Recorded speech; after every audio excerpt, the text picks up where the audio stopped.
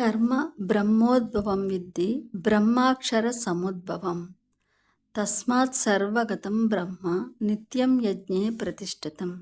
తాత్పర్యం: ఆ సత్కర్మ సముదాయము వేదము వల్ల పుడుతుంది. వేదము అక్షర బ్రహ్మము నుంచి పుడుతుంది. దీనిని బట్టి సర్వవ్యాప్తమైన అక్షర పరబ్రహ్మ ఎల్లప్పుడూ యజ్ఞము ద్వారానే ప్రతిష్ఠులవుతున్నాడని తెలుస్తుంది. సత్కర్మ అంటే ఎక్కడి నుంచి వస్తుంది? అది జ్ఞానము ద్వారానే.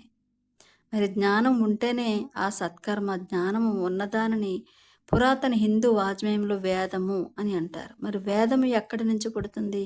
అది మూల చైతన్యం యొక్క పరీక్ష నుంచే పుడుతుంది.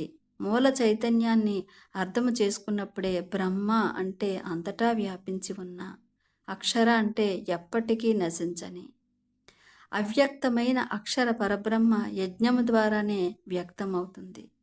అవ్యక్తమైన అక్షర పరబ్రహ్మ యజ్ఞము ద్వారానే ప్రతిష్టమవుతుంది. ప్రతిష్టము అంటే పునః విశ్లేషించబడటము.